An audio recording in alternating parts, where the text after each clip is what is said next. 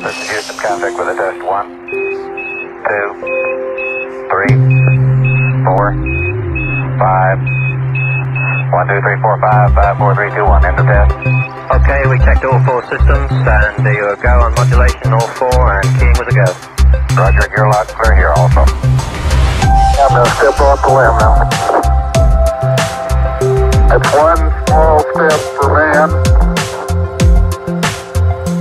one giant leap for mankind. My name is Fred Goldberg, and I am the host of today's talk show. And we at CoolTV are very honored to welcome astronaut Harrison Schmitt from the Apollo 17 mission to the moon, and our Swedish astronaut ChristerFuglesang. Very welcome. Thank you. Thank you. Good to be here. My first question is, why did you want to become an astronaut? We'll start with Harrison. I was working on space-related matters for the U.S. Geological Survey when the announcement came from NASA and the National Academy of Sciences asking for volunteers as scientist astronauts, and I thought about 10 seconds and said I should volunteer, and I volunteered. That was in 1964. Was that difficult to find volunteers? They found 1,400 initially. Wow. I expected more. Yes. But, and out of that 1,400, the National Academy selected 16 to be interviewed by NASA and to take a major physical examination. Yes. And from there, eventually I was selected. Mm-hmm. Christer, what made you an astronaut? Well, I had for some time, at least since I started my PhD work, thought that if every chance to go to space, I want to take that chance. I mean, it's a pretty exciting thing to do, and also some very interesting science. You work with science, and but mainly, I guess, it's a very special trip. So one day there was an announcement, actually was an ad in the newspaper. European Space Agency is looking for astronauts. Until then, I had no idea Europe even had astronauts. So I was thinking along the lines, well, maybe I should try to find a job at NASA, or maybe I should try to figure out such a super smart experiment that they have to send me up there to do it. But I wasn't smart enough for that. What did your family say about your ideas? Well, until then, my wife had, because she knew I loved to travel, she does also, and I said, well, I can let you go everywhere, but not to space. So I was a little bit worried what she would say, but she said, oh yeah, fine. I guess she never thought I would get a job, but she's always been very, very supportive. The only one who's been hesitant was definitely my mother. She didn't like the idea. She was the smart one in the family. Well, I don't know. Well, are you envious of Harrison having made a trip to the moon? A bit, yes. When I got selected in '92, I was thinking, I was looking at the moon, I was like, wow, I actually have a chance to go there. I mean, it must be time we soon get back there, but well, we're still not on our way back. No, I like to go to the moon. We'll have to keep working on that. Yeah. Who doesn't? No, it was funny. They have an 18th century opera in Stockholm, which was called Life on the Moon, out at Drottningholm. And there was this person on the stage looking at the moon, and the whole play was about the moon.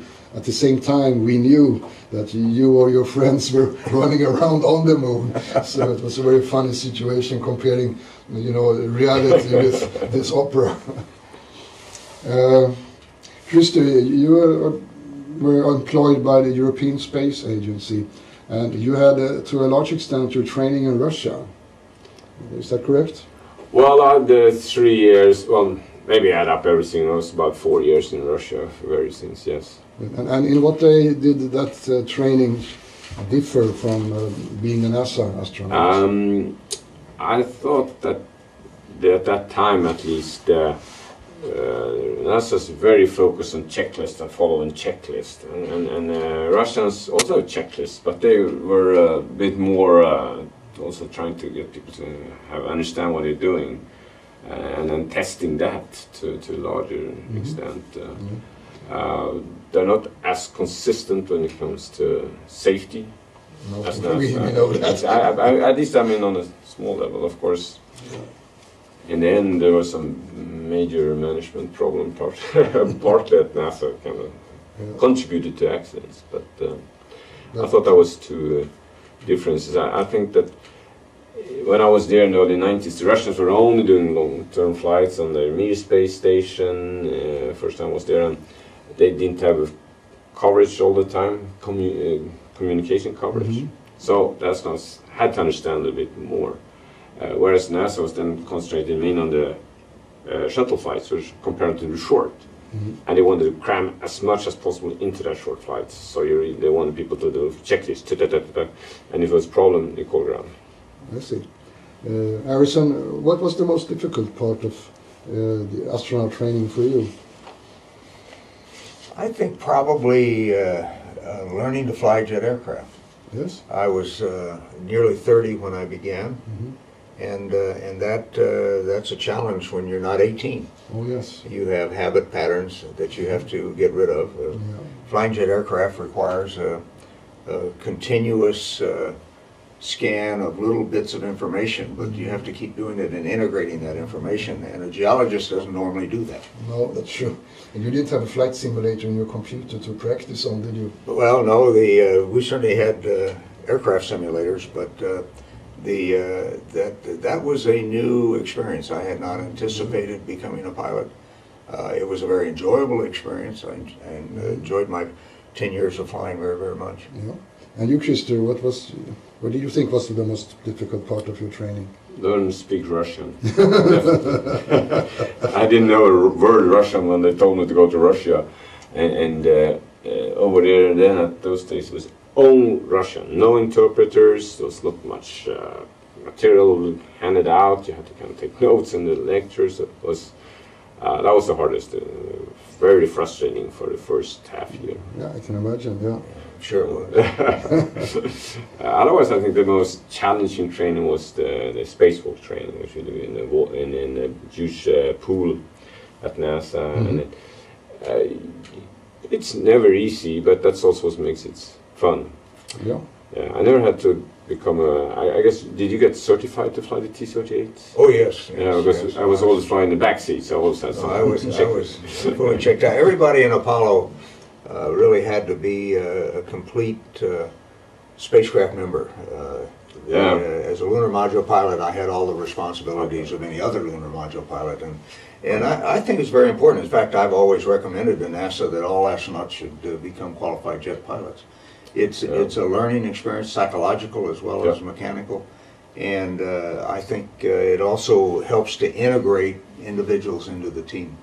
I agree. I mean, I got a private pilot license. That was one of the first things, got that kind of flight training, but they never checked us out to fly the T-38 single-handed. We also, all of us, and this was a new experience for even the military and test pilots, we went to Navy helicopter school. Oh, and we all checked out in helicopters, but none of them had ever flown helicopters, so that really leveled the playing field a great deal. If you only two, as you were in lunar model, of course, basically both of you have to be able to do everything. I mean, the shuttle was so many, so... Yeah, the lunar module pilot's responsibilities are more of twofold. One is a systems engineer to really monitor all of the systems, propulsion and the like, and also to manage the abort or the backup computer system, which was not as sophisticated as the primary guidance system, but nevertheless was an important part of the lunar missions. Yes, Harrison, you have a background as a geologist, and you were responsible for educating all the Apollo astronauts in geology. What did you teach them? Well, the main thing that I did with respect to that was to change and recommend to Al Shepard, my boss at the time, that we in the astronaut office, we take responsibility for that part of the training. We had responsibility for all other parts of the training, and to turn it into one that was simulation-based. Even though you were working out away from Houston on geological problems, we changed it so that you were doing it in the same context of equipment, procedures and things that you would have to use on the moon. So that we integrated the operational side of space flight and EVAs, extravehicular activities, with the science part of it. Yeah, but I was thinking more about the geology issue. What did you tell them about geology? I didn't tell them anything. We had instructors. I brought in people who were much more qualified and had the time to do things, to work with the crews. And it was more of a hands-on learning experience for them. We didn't try to make them into professional geologists. We wanted to be sure that they understood the sort of the basic observational techniques that geologists use and sampling techniques that they use. Geologists, they have a special hammer to knock out specimens. Did you and your colleagues also have this geology hammer? Well, we used hammers particularly here on Earth, but on the moon, because of the nature of the lunar surface, a more useful tool actually was just a scoop on a handle that enabled you to pick up rocks as well as soil. And we use the hammer frequently, but not exclusively. I see. I've been told many years ago that the astronauts were trained in telepathy in case your intercom system would fail. Is that correct? Well, I'm not sure where you read that. You don't want to believe everything that you read. No, that was not... you didn't have any kind of training along those lines. Well, when Buzz Aldrin was waiting for liftoff, sitting on the top of a big rocket, it crossed his mind that it was the cheapest bidder that built the rocket. And that worried him a bit, of course. And what did cross your mind when you were seconds before liftoff sitting up there? Well, the first thing was to actually get to liftoff. At 30 seconds on our flight, we had a hold because of a disagreement between the launch computer and what the rocket actually had done. The computer was wrong, the rocket was fine. And so at 30 seconds we went into a hold, and of course you're thinking about that. You always wondering whether the entire system knows that you're in a hold. And that took 2 hours and 40 minutes to resolve, and I'm one of these people that any time I have a chance to doze off, I will doze off.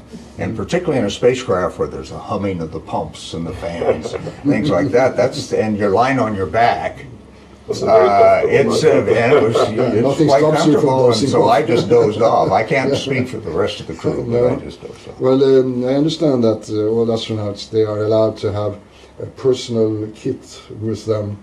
I know somebody brought a guitar with him and other items. What kind of personal items did you put into your personal bag? Well, in the Apollo, the later Apollo missions, after an incident on Apollo 15, our personal, what was called the personal preference kit, was very, very limited, and I just had a few family items in it. And did you bring your own music with you to play? I had a tape. In those days, you just had the tapes, small tapes, and had some country and western music recorded that I country and western, yes, that's took up your favorite music. Yeah. And Chris, did you also have your own music with you? Yes. So I think my first flight we had CDs, the CD player. Then technology advanced quickly. So my second flight was iPods, and iPods easy. I just loaded a lot of these CDs to the NASA office. Kind of loaded it to the iPod, and I mean there was so much I could take them. Yeah, and you didn't forget to download Du gamla, du fria. Well, I don't remember if I had it. Or was it Swedish? That's the Swedish national hymn. No, I did not have that. Well, when you went to the moon, what was the prime mission for you coming off the lunar module? By the time Apollo 17 flew, we had a pretty good general understanding of the early history of the moon. We were still learning that, but we had a general understanding, and one of the things we wanted to do with 17 is go to the most complex area on the moon geologically, the most complex area, and learn, one, as much new material as we could, and to try to verify some of the ideas that had developed from the previous 5 missions. And so the Apollo 17 landing area, this deep valley called Taurus-Littrow, was specifically well suited to doing that kind of thing. And of course, it was clear that with a geologist on the mission, we ought to have a better chance of accomplishing those objectives. Mm-hmm. What surprised you the most about the geology of the moon? Overall, or specifically with respect to Taurus-Littrow? Well, both. I think the main thing that has surprised me is how increasingly complex it has become as we have learned more and more about the samples that we collected.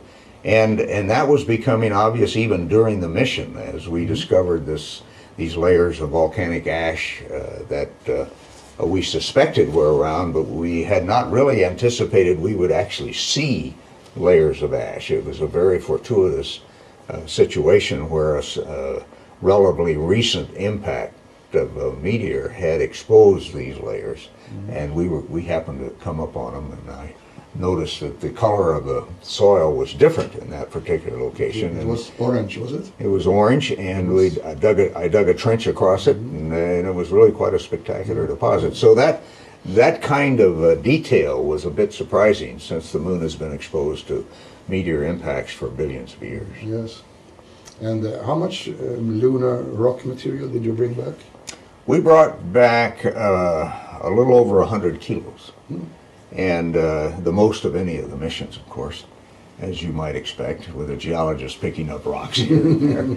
And that came out, about 340, I think, total kilos, kilograms from the 5 missions.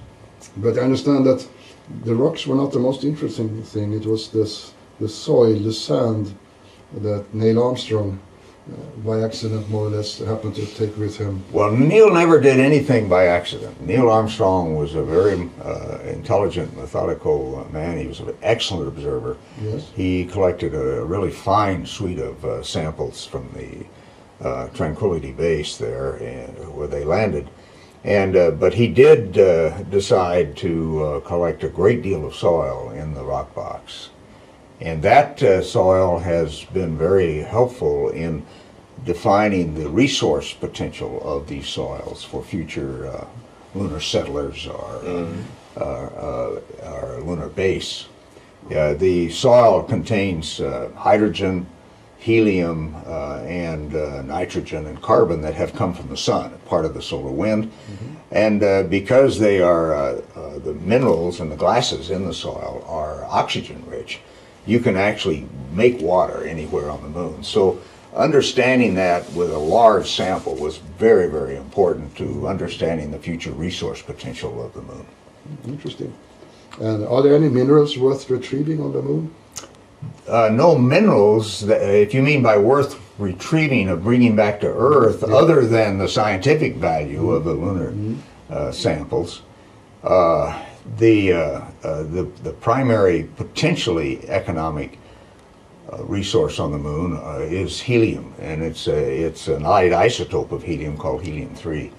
And we have known for many decades here on Earth, the physicists have known, that helium-3 is a nearly ideal fuel for fusion power. And that because the fusion reactions do not produce any neutrons, and it's neutrons that make things radioactive.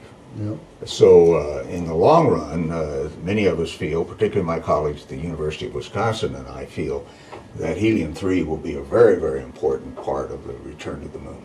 Interesting. And what would the retrieval cost per kilo be?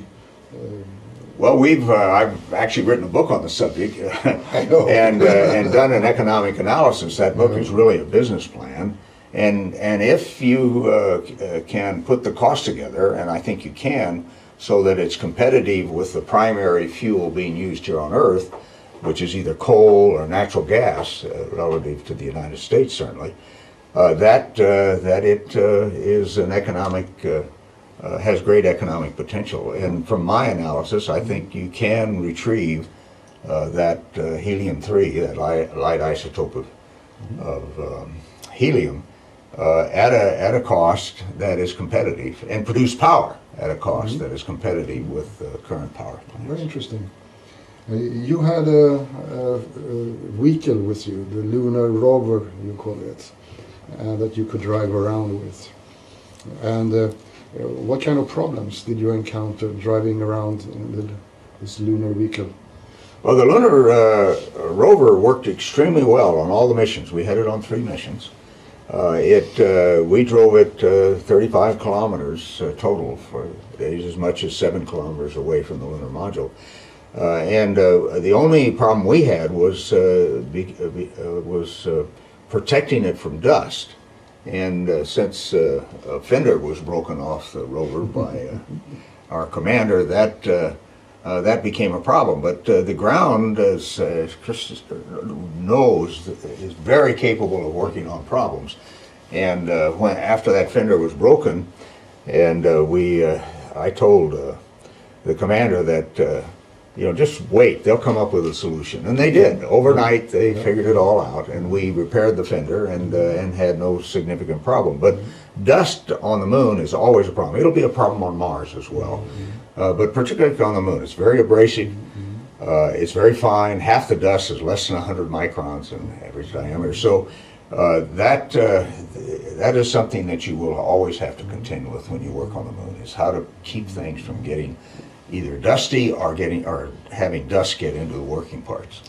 Did you need a driving license to drive the lunar rover? Well, I think that probably the license to go to the moon was sufficient. Well, it sounds like your commander needed a driving license. Well, all the commanders had the same problem, and they found a way to break a fender off the rover. And you find very quickly what you're paid to do, and that's repair those fenders. Yes, and but you drove 7 kilometers away from your home on the moon. And if you got stuck with the lunar rover, or it broke down, how would you get back 7 kilometers? Well, first of all, the chances of it breaking down are very small. The independent drive wheels and steering and that kind of thing. And it was so light that you could lift it out of any trouble. If you got it into a crater, small crater, you just get on either end and lift it out. You'd be on your way. If in the remote possibility that you could not drive the rover, walking is not difficult on the moon. In fact, particularly if you use a cross-country skiing technique, touring technique, that works very well. It's very efficient, and you can move quite rapidly, 10 kilometers an hour over the surface without any problem. Interesting. Well, despite careful preparations, mishaps happen. What did Murphy's Law do to you? We actually had a mission without any encounters with Murphy's Law other than the fender. You fooled them. You fooled them. We fooled Murphy to some degree. It is really remarkable that the last mission to the moon should have the fewest failures, and even the redundant transducers, the pressure sensors and temperature sensors in the Saturn V rocket, and there were many different ones, and they had been put in there years before as these parts were made. Even they all worked. It was just really a tribute to the people who built it and who tested it, and even knowing it was the last mission to the moon. It's just a 2.5 hours wait. That's the only addition. that was a launch computer. It wasn't. That was not something. The launch computer thought a tank had not been pressurized. And it actually had been. Well, Christer, what did not work out as planned on your mission? Well, the major thing was on my first mission was that the solar array, which was to be retracted actually by command from the inside, didn't work, and so the solar array didn't want to retract properly, and no one really could understand why, and became grounds task to try to figure out what was wrong, but they couldn't really figure out either. So in the end, we were asked to do an extra EVA, which we hadn't trained for. It was a really interesting challenge, and we just made tools to work with on the solar array from tools which were inside bricolage, the French would call it. Now, of course, ground told us what to do. They had to figure out, well, you take that one and that one, you tape them together, and then you had to put 3 layers of insulating tape. Because the solar rays, you cannot turn them off. If the sun is on there, it's 160 volts. And we also had to put insulating tape on all metallic parts on the spacesuit. So in the end, in real time, basically, working 2 guys outside, we were 8 in the station and the shuttle, and hundreds on ground. During several hours, we figured out what was the problem and how we could fix it, and that was kind of, I think it was actually the station commander from in the station observing and figure out what was the key problem. Well, you had a, maybe you call it mishap, but you had a scary moment, I understand, on one of your EVAs. Well, yeah, I had the one which was most annoying was when I dropped a little tool which flew away from me without I kind of noticed it. You know, we tether everything and you try to be careful, but there's an extender to a big bolt driver, and when you put it in there, there's a pip pin with a tether on which you can take away, and it should then be safe, be secured to the bolt driver. Well, of course, nothing is really safe, so you should always make a pull test. I didn't do a pull test properly enough at one point, so put it on there and turned all the settings, and I was looking back, it was gone. We have cameras here, so later my commander inside could show me that, hey, you see here how it floats away. I was annoyed. Is that the one you're thinking about? Or? No. Yeah, that was another, the next EVA. It was a scary moment you had. Yeah, so we had done some work, and I had a bag with me, and I was supposed to put it on a handrail, and I tied it there. And then we did all the rest of the work, a couple of hours, and then towards the end I was going to pick it up to go inside the airlock, and I get to the handrail and it's not there. And I got really scared. Have I lost another thing here? Well, then I realized I wasn't at the handrail, I thought. It's actually easy to get a bit confused when you're doing EVAs and well, outside. it's a big station too. Yeah, big station, and you don't feel really where it's up and down in the weightlessness, and so it's. But at one moment the power went out. Oh, that also, yeah. That was in the airlock before the second EVA, I think. So the hatch had been closed, starting to pump out the air from the airlock. And in your space, you hear the humming and all these things, so the noise from your headset. And then suddenly it goes completely quiet. Everything dies. So yeah, wow, my spacesuit died. And the first just, what's happening? But then, okay, I realized something happened. And I was trying to, we were feet, you know, one is head in one direction, the other has the head in the other direction. So I was trying to see how can I get someone's attention here, since the radio was dead. But after some time before I managed to get actually someone's connection, the power comes back. It was in the inside on the station. Someone has turned off the power to my spacesuit by mistake. We were still on the umbilical then. I hadn't turned on it. You didn't. That's why we have checklists. Someone didn't do the right thing with checklist. Yeah, was it a Russian who turned off? No. Well, when you were out there in space, did you have any contact with your family? We had indirect contact. Messages were passed through the capsule communicator, and but not a direct phone link or communication link. Although, I guess later on in the shuttle program they did develop that. Yeah. Did you have a direct link to your family? Yes, on the shuttle they started even have a video telecoms, and now on the space station, you know, you can call any number in the world most of the time. It depends on when you have the right communication link, but most of the time that one is up working, and then you can just, like you're Skyping, you go to computer, and but you cannot call there. No, one-way communication. But can you watch television programs? No. No, that's too luxury. You had a Swedish Hasselblad camera with you on the moon. Why was the Swedish Hasselblad camera used? Well, first of all, it was used because it was an excellent camera, and Victor Hasselblad developed his crew developed an electric drive, which was very important with the clumsy gloves. You didn't want to keep winding a camera, so we had a battery-powered drive on the Hasselblads. The origin of that, though, came from Al Shepard, who on his first flight, suborbital flight, back in 1961, discovered that NASA had not provided a camera for the mission, and he went down to the local camera shop and bought a Hasselblad, and that sort of opened the door to that camera for the use in the space program. We had two or three other types of cameras, but that was the primary camera we used, particularly on the lunar surface. And gradually the space qualification of the camera produced something that has just given us remarkable coverage of all of our EVAs. Very interesting. Well, one camera was lost in space, wasn't it? So we have a Swedish satellite out there.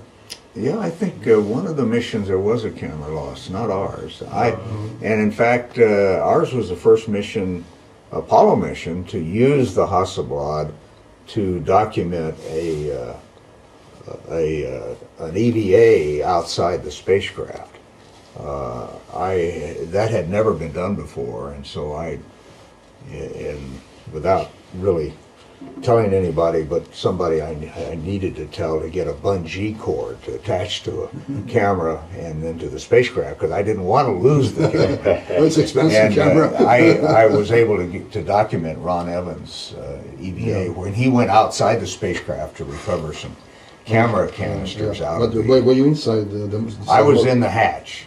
Oh, I see, okay. See, the hatch was open, we depressurized. Okay. Ron Evans went out to get these film canisters out of the scientific equipment bay, and that was planned. And so I just took pictures while he was doing it. So you went out on the moon's surface when he did that? Oh, no.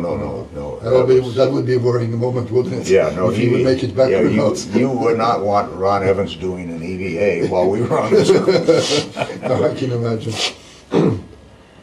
Well, what was the most exciting moment during your mission?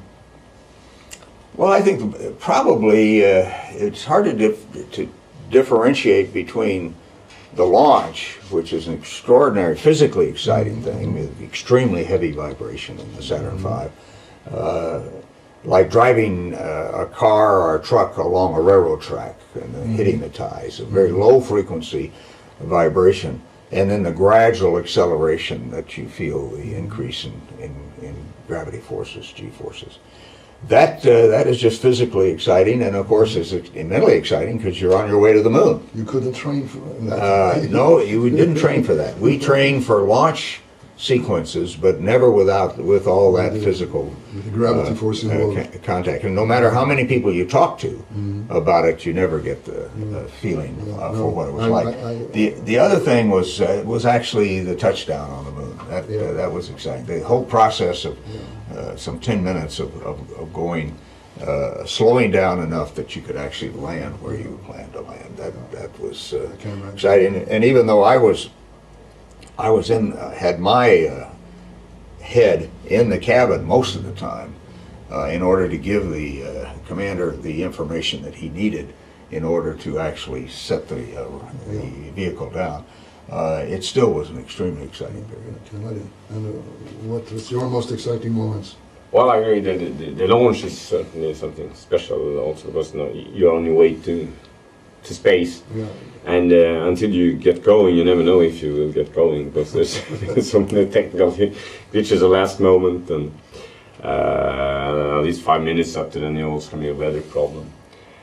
But then spacewalks, definitely, particularly for the first spacewalk. Yes, I can imagine. How many people were you on your mission? So we were 7 in the shuttle both times, and the first time there were 3 on the space station, and the second there was 6 on the space station. Quite a few were 30 in there at the same time for a bit over a week. Now I was in Titusville once and watched a space shuttle launch, sitting on the roof of a mobile home, and you felt all your intestines moving around from the vibrations, also on the outside from the takeoff. That was even more so with the Saturn V. The Saturn V had a higher level of thrust at takeoff than the shuttle, and that low frequency vibration could be felt also miles away. Yeah, I can imagine. You're right, and actually it was enough. The acoustic energy was enough. If you look down at your necktie would be moving. Oh yeah. And you do feel it internally. But in Florida, you don't wear neckties. Well, in those days, we were very stiff. Let's put it that way. Those days. Yeah. Well, in the control rooms, even today.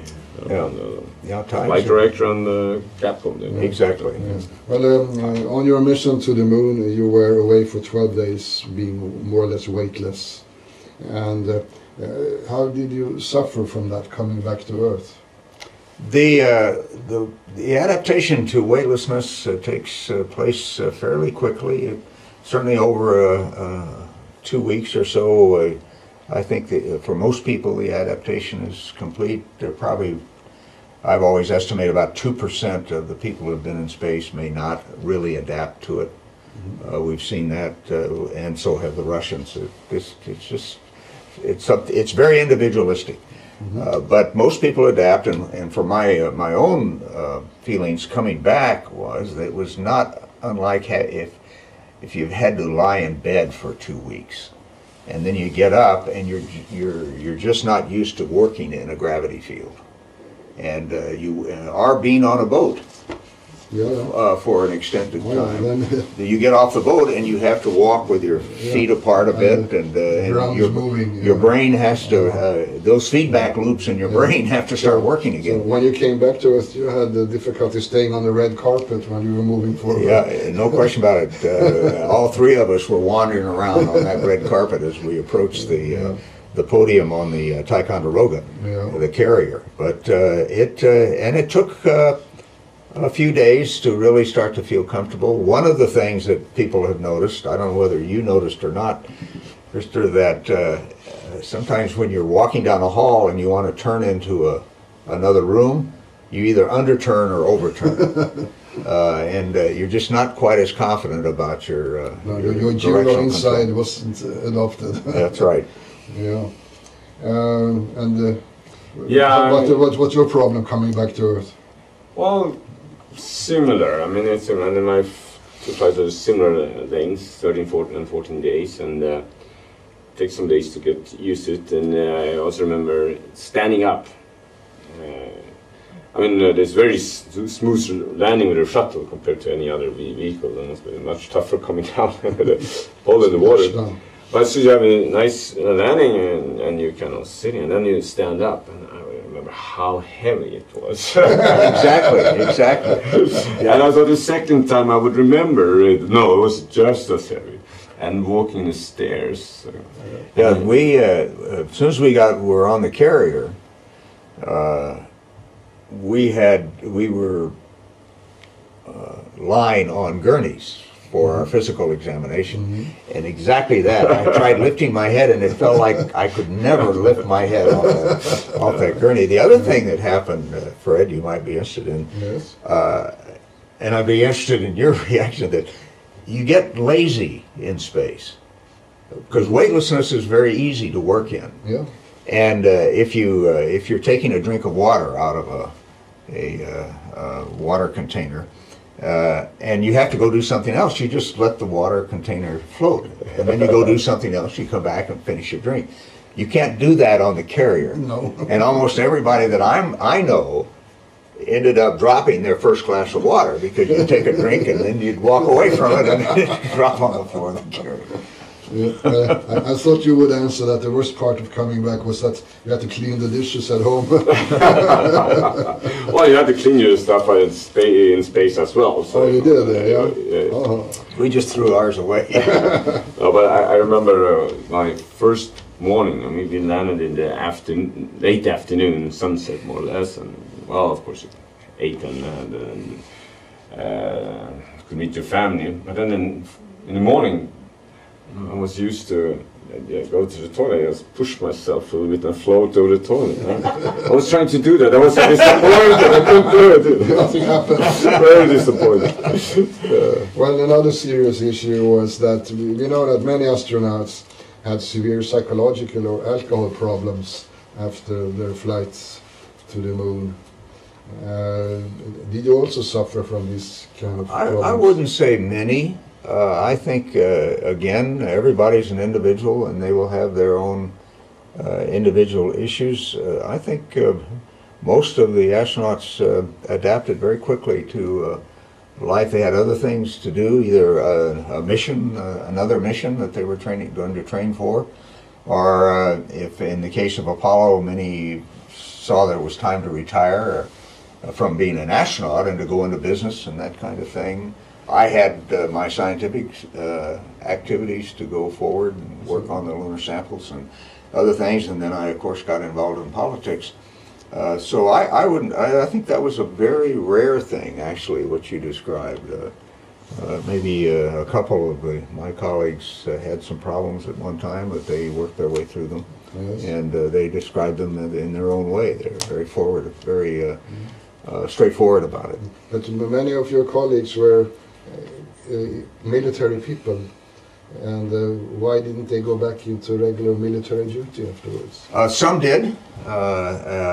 Tom Stafford, for example, who flew on Apollo 10, became a 3-star general in the Air Force, was very responsible for much of the Air Force research and development at one time. Buzz Aldrin ran the Edwards Air Force Base for a while. Some did, but there was a bit of a problem that I think the military fellows ran into, because they lost a period of time, maybe up to 10 years, relative to their colleagues in terms of what the military thought was necessary for promotion.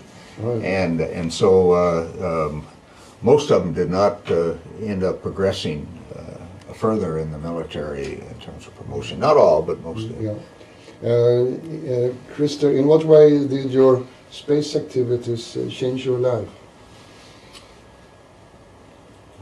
Well, I guess the most obvious is I became very well known in Sweden, which can be mainly an advantage, and also you develop some self-confidence. Really, I mean, you train for something very specific, and mostly worked out very well. Had a good time with a very great group of people, and then in Sweden also again it was very kind of visible here. A lot of people followed it, and most people kind of, I think, felt proud that was a Swede who was in space doing it, of course. Which has well given me some extra confidence, I guess. Probably maybe to kind of balance, you don't get overconfident, you don't kind of overuse things and things like that. But I have not changed any view of life or anything like that. And I mean, it's one of those questions, one of the most common questions, and I think it's one of the most wrongly assumption, which you were always saying, that people who've been in space, they change completely, or they got problems readapting or anything like that. No, I would say almost everyone which I've seen has not changed at all. Good. The Apollo program, with its moon trips, kept 400,000 people busy for a couple of years, I understand, and the costs were enormous. We also know that there are a lot of technical spin-offs. Has these spin-offs paid back the initial investments? Well, the initial investment was a geopolitical investment, Fred. It was the Apollo program. People have to recognize was part of the Cold War, and it was a response to the activities, the perceived and real activities of the then Soviet Union. And so, in that context, I don't know how you value it. It was an important part of it. It did, as you say, it developed confidence in the American people at a time when I think they needed that confidence in what Americans could do. But in terms of the indirect benefits, the technological benefits, the advancements in technologies, not so much absolute new technology, but the advancement of old technologies necessary to make Apollo successful has paid off immensely. Again, I don't know how you evaluate it. There have been attempts, but the advancement of computers, the advancement of microelectronics, of materials of a wide variety of kind, all was stimulated and accelerated by the Apollo program. And I think Americans can be very proud of that, what they did. If I may add, I mean, you were kind of there touching upon the way, so the confidence built up, which I will translate into the inspirational effect. I mean, the inspirational effect of the Apollo program and human spaceflight in general is not valuable. People don't value it enough and realize how much it is. And there is some very interesting graphs. I don't know, you may have seen them. It's over the Apollo years, and one is how the budget goes up, peaks and go down, and there's 3 other curves, which is the number of PhDs awarded in engineering, sciences, physics, and mathematics. And they have a kind of similar curve with a peak 4 years after the peak of the budget. And you know how long time it normally takes to get a PhD? It's 4 years. I mean, that's another, factor which I don't think you can overestimate. Yes. So is the word. You cannot overestimate it. That's right. China is planning to send a lunar robot to the back of the moon. What will they find there that they won't find on the front side? Well, if I knew that, I could write a paper for the next Lunar and Planetary Science Conference. There have been a number of proposals. Some of my colleagues have proposed a robotic mission to into a very large basin, 2,500 kilometer diameter basin called South Pole Laken. And I do not know what the Chinese have planned to do. That is a difficult project to land and have everything automated enough that you can recover the spacecraft or get information from the spacecraft. You really have to have a communication satellite, a relay satellite, either in orbit around the moon that you can communicate with periodically, or stationed at what we call a pseudo-libration point behind the moon, where it can see the Earth as well as the vehicle that's on the moon. So what their plans are, I don't know. But the far side of the moon is a very place that we have not been. People have to realize that we've only explored a very small area of the moon, and the far side is an area we haven't. I actually tried to convince NASA that we should put Apollo 17 on the far side of the moon, put a communication relay satellite at that pseudo-libration point, and land in the crater Tsiolkovsky, which we had the photography to support it and everything to support it, and we could have done. But it would have added some extra cost to that last mission. And I think also it was perceived to add risk, although I don't think there was any added risk. Well, as you know, I'm a space stamp and cover collector freak, and I have to ask you, did you send any postcards home from the moon? No, I did not. There wasn't really any way to do that. No? There was no mailman going to pick up your mail if you wrote something. Well, did you carry any mail at all on the trip? No, I did not. No. But you know that on Apollo 11, they carried the engraved cliché for the stamp that was produced by the U.S. Postal Service. That was carried to the moon on Apollo 11 and brought back, and then they produced the stamp. So you would have had a nice stamp to put on your mail sitting on the moon, where you could almost see yourself on the stamp. No question. Yes, we are coming to a near end here. You are known, just as Buzz Aldrin, not to believe in human-caused global warming due to CO2 emissions. How did you come to that conclusion? Well, I'm a geologist, and I look at the geological history of the Earth as well as the recorded history, particularly that since the Little Ice Age, and I see no evidence that human carbon emissions are changing nature's control of the climate. and that's just fundamentally it. So it's fundamental physics and chemistry. Well, it's fundamental geology. That too. It's yes. observations. Yes. And have you and got that's into what- trouble because you are mentioning this fact? Oh, I don't think so. I No. think there's a fairly large, there's a large group, probably a very large group of people who are skeptical about the politically driven climate issue. But no, I think Unfortunately, I think it'll, you know, science usually will out, and Correct itself. eventually people will realize that you have to test all hypotheses and look at the observational evidence. Well, unfortunately, many scientists have lost their funding or been fired even if they claim that you must Well, have that's a difficult thing for all of science. It's not just climate science right now. Is that the more governments fund scientific research, the more there's pressure to conform to what the answer governments want, and that you have to watch that. That's not just climate. It's happening in many different areas. Yeah.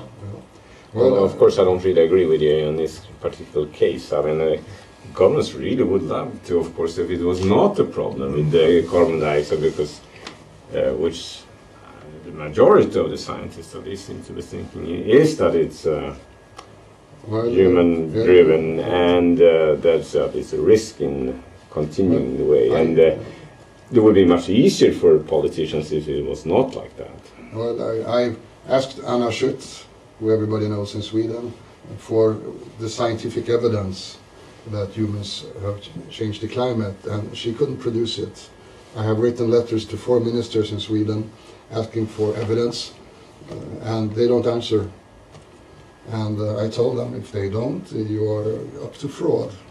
So we'll see what happens in the future. If you cannot produce evidence but you're saying, you're in big trouble in general.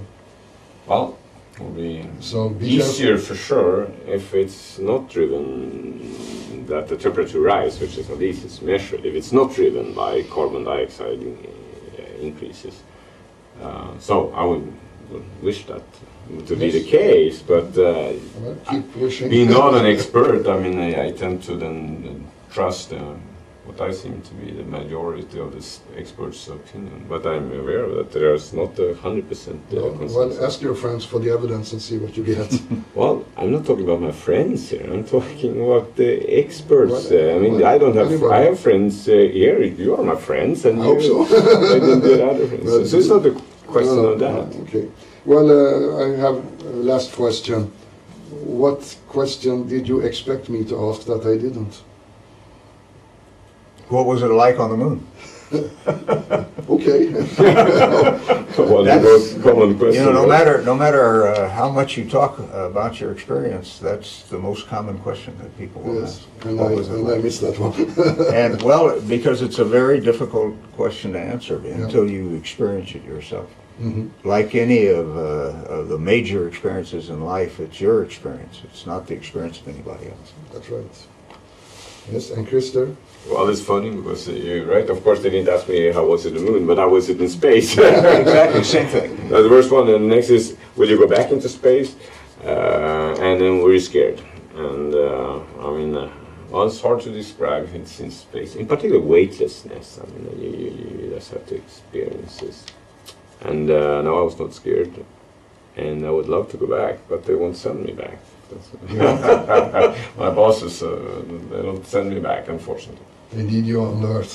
No, that's not the problem. They don't need me here on Earth. They need to send other people to space. Yeah. Well, you have done 2 trips, and Yeah. you were the only Swede who have done that. Yeah, well, we have to work to get better and cheaper ways to send people in space. And I'm glad you're actually doing that. Well, we're trying to get the private sector deeply involved, That is good. because if there's an economic return, you can probably get it financed. You Yeah. just have to convince investors Yeah. that there can be an economic return. So what are you doing these days? So I'm mainly working at the Royal Institute of Technology, KTH, and I'm teaching partly in human space flight. I just actually finished the MOOC, KTH's first MOOC, Massive Open Online Course, will be released in mid-April. I'm the director of KTH Space Center. We can try to make stronger and better technology and science of space there. And I'm involved in astroparticle physics. That's the kind of science I'm doing myself, the radiation in space and the particles in space. Mm-hmm. And you, Harrison? I'm deeply involved in lunar research still, as much as I can be. I'm a director of Orbital ATK, which is an aerospace and defense company, have been for many years. And those two major activities keep me pretty well occupied. Well, thank you, gentlemen. It was a very enjoyable discussion having you here. Thank you very much. Thank you. Thank you. Houston, Houston, contact with a test. 1, 2, 3, 4, 5. 1, 2, 3, 4, 5, 5, 4, 3, 2, 1. End of test. Okay, we checked all 4 systems, and there you go on modulation, all 4, and keying was a go. Roger, you're loud and clear here also. I'm going to step off the limb now. That's one small step for man, one giant leap for mankind.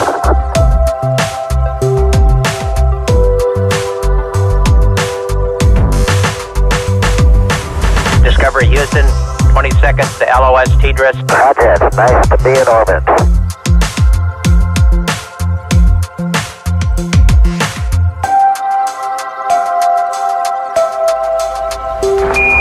Houston, Tranquility Base here. The Eagle has landed.